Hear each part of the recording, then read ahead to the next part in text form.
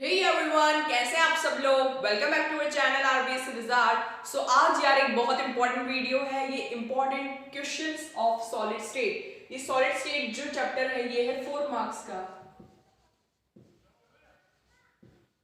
और यार बहुत इजी चैप्टर है। 4 मार्क्स आपके इसमें पूरे में से पूरे आ सकते हैं यार। तो जैसे जैसे मैं पॉइंट्स बताती जाऊंगा, जो जो क्वेश्चंस मैं बताती जाऊँ उनको प्लीज प्रिपेयर कर लेना।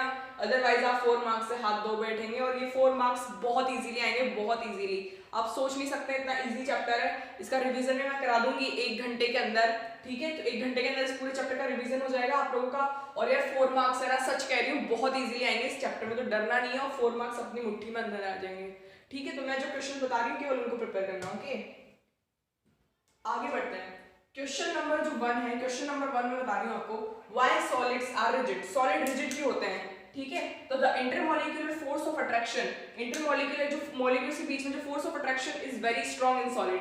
क्या होता है? काफी स्ट्रांग होता है सॉलिड्स के अंदर से। ठीक है, intermolecular force of attraction is very strong in solid, so their particle do not move from their position. तो उसकी वजह से क्या होता है? पार्टिकल मूव नहीं करते हैं। सॉलिड के strong intermolecular force of attraction की वजह से सॉलिड के मॉलिक्यूल्स मोशन नहीं करते हैं, मूवमेंट नहीं करते हैं, डू नॉट मूव, वो मूव नहीं कर पाते हैं। हेंस सॉलिड आर रिजिड, इस वजह से सॉलिड रिजिड होते हैं और उनकी डेफिनेट शेप और वॉल्यूम होती है। क्लियर है? नेक्स्ट चलते हैं क्वेश्चन नंबर 2 पे। व्हाट टाइप ऑफ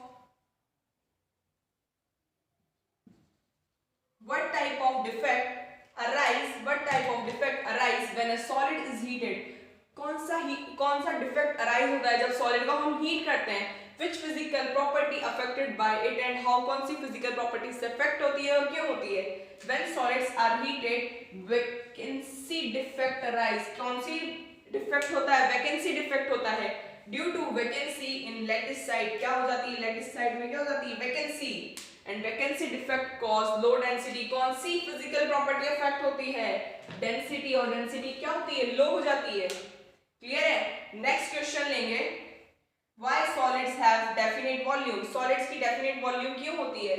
Solids की definite volume होती है, इसका आंसर आपको सेम यही लिखना है जो आपने फर्स्ट में लिखा है। क्या आंसर होगा? The intermolecular force of attraction very strong in solids. Intermolecular force of attraction काफी स्ट्रांग होता है सॉलिड्स के अंदर, so their particle do not move, तो उनके पार्टिकल होते हैं जो वो मूव नहीं कर पाते हैं। Hence solid are rigid and have definite shape and volume. Clear है आपको? ये तीनों क्वेश्चंस बहुत इंपॉर्टेंट है, नोट डाउन कर लेना यार।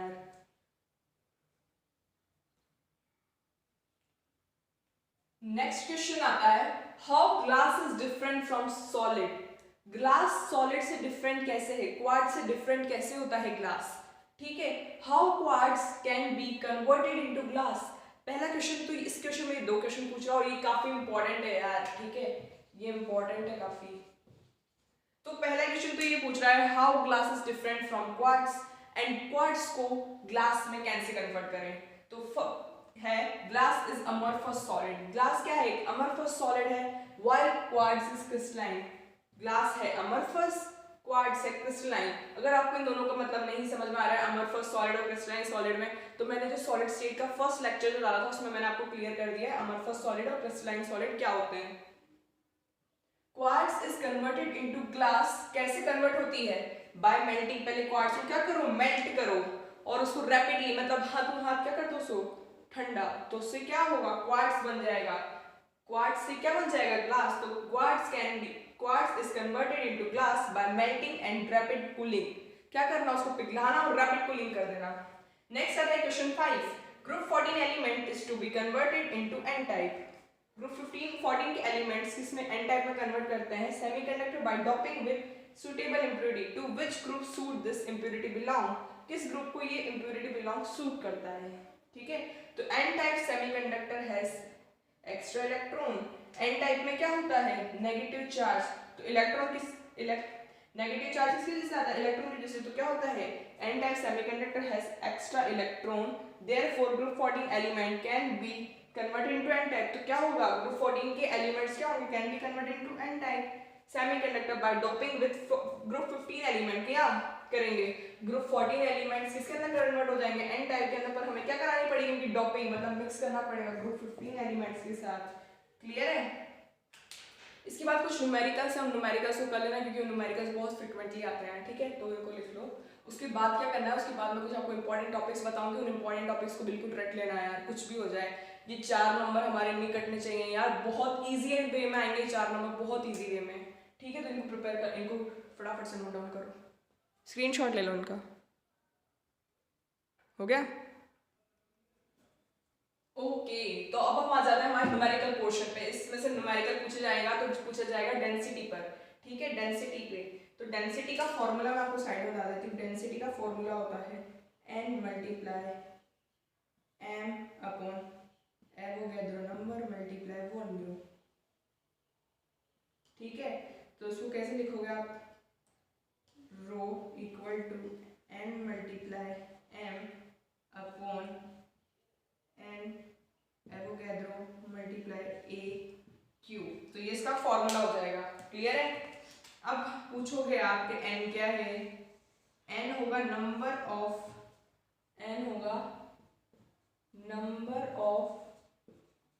Average atom, number of average atom.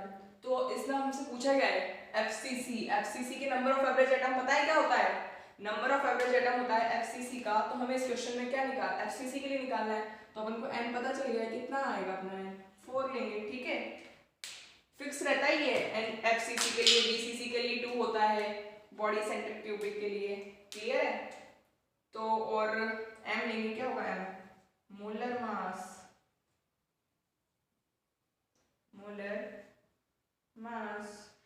और n एवरेज एवोगैड्रो क्या है, एवोगैड्रो नंबर,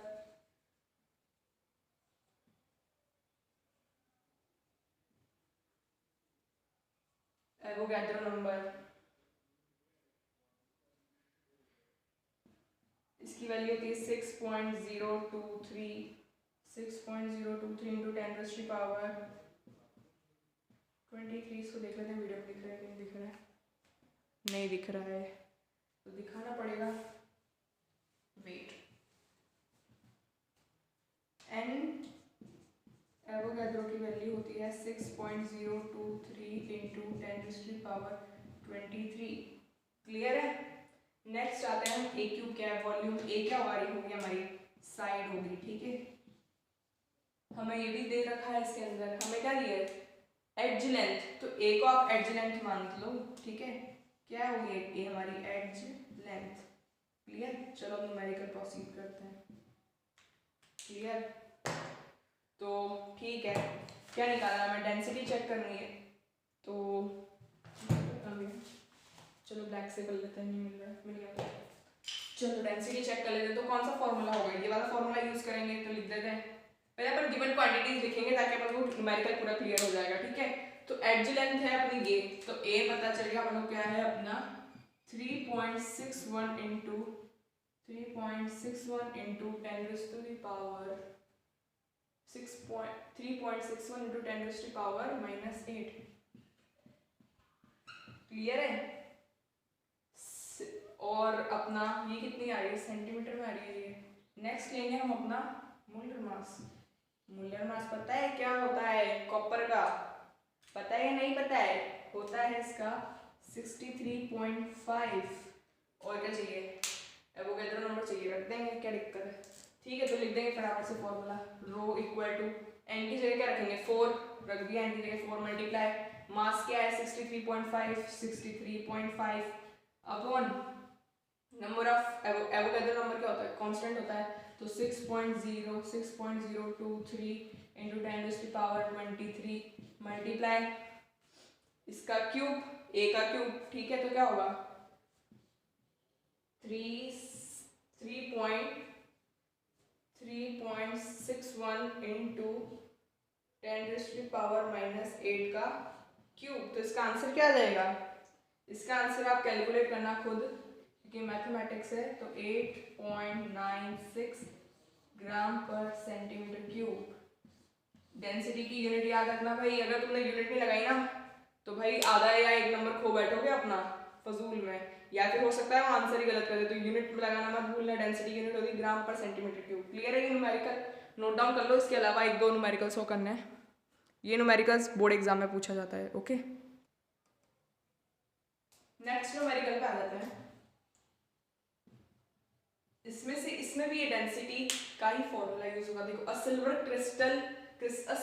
सिल्वर क्रिस्टलाइजेस इन एफसीसी, किसमें क्रिस्टलाइजेस हो रहा है? एफसीसी में। तो हमें पता चल जाएगा n क्या आएगा हमारा 4। क्लियर है? If edge length of the cell is 4.07 × 10⁻⁸, तो a कितनी दे दी अपन को उसने? 4.077 × 10⁻⁸ सेंटीमीटर। क्लियर है? नेक्स्ट उसने अपन को डेंसिटी भी दे दी है, तो डेंसिटी को हम कैसे रिप्रेजेंट करते हैं? रो से। तो डेंसिटी क्या हो जाएगी? 10.5 ग्राम पर सेंटीमीटर क्यूब। ठीक है, कैलकुलेट द एटॉमिक मास उसने पूछा है m। इजी है कितना। अब क्या करेंगे? पहले डेंसिटी का फॉर्मूला लगा देंगे। डेंसिटी इक्वल टू क्या होता था? n multiply m upon Avogadro number multiply volume. Volume का क्या लिखते थे? a cube. तो क्या यूज करेंगे? अब लिखेंगे अपन। ठीक है, नेक्स्ट क्या हो जाएगा? अब क्या लिखेंगे? रो पता है अपन को क्या है? 10.5, n पता है 4, m कैलकुलेट करना है। ठीक है, n है, एवोगैड्रो पता ही है अपन को, सॉरी 6.023 × 10⁻23। वॉल्यूम ऑफ क्यूब कैसे निकलेगी? a क्या है अपना? ये है, तो 4.077 मल्टीप्लाई 10⁻⁸ का क्यूब। तो इसका आंसर क्या आ जाएगा? m को क्या करेंगे अपन? क्रॉस मल्टीप्लाई कर लेंगे। अब तो m क्या आ जाएगा अपना? m आ जाएगा 10.5 मल्टीप्लाई बाय 6.023 × 10⁻23 मल्टीप्लाई 4.077 के बाद क्या था? क्या हो रहा है? ये मल्टीप्लाई हो रहा है ना, ये अलग है, ये 1 है और ये मल्टीप्लाई हो रहा है। मल्टीप्लाई 10⁻⁻8 का होल क्यूब अपॉन 4 आ गया आंसर। अब इसके बाद अपना मास क्या आ जाएगा? इसके बाद आपका मास आ जाएगा 107.13 ग्राम पर मोल। क्लियर है कैसे न्यूमेरिकल अप्रोच करनी? सबसे पहले क्या करो? क्वेश्चन पढ़ लो और गिवन लिख लो। गिवन के बाद आपको पता चल जाएगा फॉर्मूला कौन सा यूज होगा। फॉर्मूला लिखने के बाद डाटा पुट करो और आंसर निकालो। ठीक है, इसके बाद एक लास्ट अब आ जाता है इंपॉर्टेंट टॉपिक्स की तरफ। ठीक है, इंपॉर्टेंट टॉपिक्स में से हमें क्या क्या कवर करना है, इनको अगर आपने यार मेरी सच बात मानो, इनको कवर कर लिया ना 4 मार्क्स पक्के हैं आपके। ठीक है, तो सुन लो 7 टॉपिक्स हैं, इनको ढंग से प्रिपेयर करना। पहला difference between crystalline and amorphous solid. ठीक है, अगर ये तुम्हें नहीं आता तो मेरा फर्स्ट लेक्चर देख लेना सॉलिड स्टेट का, उसमें मैंने क्लियर कर रखा है। टाइप्स ऑफ क्रिस्टलाइन सॉलिड, ये भी 4 तरह के होते हैं। एक तो होता है मॉलिक्यूलर, एक होता है कोवेलेंट, एक होता है आयनिक और एक होता है मेटेलिक। ठीक है, ये चारों मैंने क्लियर कर दिए फर्स्ट लेक्चर में, उसको देख लेना अगर तुम्हें नहीं आता हो। टाइप्स ऑफ यूनिट सेल में से तुम्हारे जरूर क्वेश्चन बन सकता है। Calculate the packing efficiency and packing friction, इससे प्रीवियस ईयर में क्वेश्चन बना है। Close packing of crystal structure, इससे भी क्वेश्चन बन सकता है। और डिफेक्ट से क्वेश्चन बन सकता है और बैंड थ्योरी से क्वेश्चन बन सकता है। डिफेक्ट में शॉर्ट की और एंड फ्रैंकली डिफेक्ट बहुत इंपॉर्टेंट है, तो उनको ढंग से प्रिपेयर करना। तो यार इनसे बाहर आपका सॉलिड स्टेट में कुछ भी नहीं आएगा, ट्रस्ट मी यार। अगर आपको इनसे रिलेटेड कोई भी डाउट है, क्वेश्चन में कोई भी डाउट है, आप मुझसे कमेंट बॉक्स में कमेंट करके पूछ लेना। और इसका जो रिवीजन वीडियो है वो शायद कल आ जाए या परसों आ जाए, जब भी आए उससे आपको बहुत हेल्प मिलेगी। उसमें आपका 1 से 1 to 45 आवर टू 45 मिनट्स में वो पूरा चैप्टर आपको कवर कर दिया जाएगा। ठीक है, तो बस उसको फोकस से पढ़ो यार, इससे मतलब इसके बाहर कुछ भी नहीं आएगा। क्लियर है? तो उसको पढ़ लेना। और बाकी सुनो, तुम्हें लगता है तुम्हें क्या नहीं आता, तुम्हें अगर अपना आपका टेस्ट लेना हो ना, सेल्फ टेस्ट, तो जो आपकी बुक है अजमेर बोर्ड की जो बुक आती है, उसके जो बैक एक्सरसाइज क्वेश्चन होते हैं उनको प्लीज लगा जाना है, क्योंकि डायरेक्ट क्वेश्चन वहीं से उठ के आएंगे। क्वेश्चन डायरेक्ट वहीं से उठा के आपको एग्जाम में देगा, उनकी वैल्यूज भी चेंज नहीं होंगी। तो आई एम अगेन सेइंग कि उसके क्वेश्चंस कर लेना, उसके बाहर कुछ भी नहीं आएगा। ओके, ये सब करने के बाद एक बार जो आपकी डेस्क वर्क होती है, अगर आपके पास नहीं है तो कोई बात नहीं, मैं उसका वो पीडीएफ जो भी है वो टेलीग्राम ग्रुप पे डाल दूंगी, तो वहाँ से पीडीएफ आप नोट डाउन कर सकते हैं, वहाँ से आप अपना टेस्ट ले सकते हैं, सेल्फ टेस्ट। ठीक है, तो इनके बाहर कुछ नहीं आएगा। जो मैंने पहले क्वेश्चंस कराए हैं वो, और मैं प्रीवियस ईयर क्वेश्चंस की वीडियो भी जल्दी अपलोड कर दूंगी। इसके बाहर सॉलिड स्टेट में कुछ भी नहीं आएगा। क्लियर है? सॉल्यूशन की वीडियो मोस्ट प्रोबेबली कल आ जाए, परसों आ जाए, आपको ऊपर मिल जाएगी वीडियो, तो इसके बाहर कुछ भी नहीं आएगा सीरियसली। और न्यूमेरिकल मैंने बता दिया है, डेंसिटी वाला करना है वो आप कर लेना। इसके जो भी इंपॉर्टेंट क्वेश्चन है, नोट्स है, टॉपिक्स है, उसकी पीडीएफ मैं फिर से टेलीग्राम ग्रुप पर डालूंगी, तो टेलीग्राम ग्रुप ज्वाइन कर लेना, नीचे डिस्क्रिप्शन बॉक्स में लिंक दे दूंगी। ओके, तो यार अच्छे से प्रिपेयर करो, टाइम है अभी, डरना नहीं है, सीरियसली टाइम है अभी, आराम से करोगे, एक चैप्टर या 2 चैप्टर एक दिन में इजीली होगा। ठीक है, दिन के 7 से 8 घंटे पढ़ लो बस। सुबह 6 बजे उठ जाते होंगे तो 6 से 10 पढ़ लिए, 4 घंटे दिन में कभी भी 2-2 घंटे निकाल लिए, 8 घंटे हो गए। तो यार 4 घंटे की एक साथ सेटिंग लेता होगा, तुम्हें दिन में नहीं पढ़ने में आराम है तो रात को बैठ जाओ, 11 से 3 पढ़ लिए, 11 से 3 पढ़ने के बाद सो गए और दिन में कभी भी 2-2 घंटे निकाल लो। 1 से 4 बजे तक पढ़ लो और एक शाम को किसी भी टाइम में ले लो जब भी आप कंफर्टेबल हो, खाना खाने के बाद, खाना खाने से पहले। दिन में 8 घंटे इजीली निकल सकते हैं। ठीक है, तो इनको पढ़ लेना, इन पॉइंट्स को तैयार कर लेना। सीरियसली यार 4 नंबर कहीं भी नहीं जाने वाले। ओके, और जो भी इससे रिलेटेड जो भी इंपॉर्टेंट होगा या फिर जो भी शॉर्ट नोट्स होंगे टेलीग्राम ग्रुप पर डल जाएंगे, टेलीग्राम ग्रुप से आप डाउनलोड कर सकते हो। Okay, so thank you and have a nice day, have a bye, good night, जो भी हो रहा हो आप, गुड मॉर्निंग जब भी आप वीडियो को देख रहे हो। पर यार ये वीडियो सच में आपके लिए बहुत हेल्पफुल है, इससे सीरियसली क्वेश्चन बनेगा। आई एम अगेन सेइंग, अगर आप नहीं कर रहे हैं तो गलती कर रहे हैं, प्लीज़ इसको प्रिपेयर कर लेना। ओके, तो बाय, और अच्छे से प्रिपरेशन करना अपने एग्जाम्स की।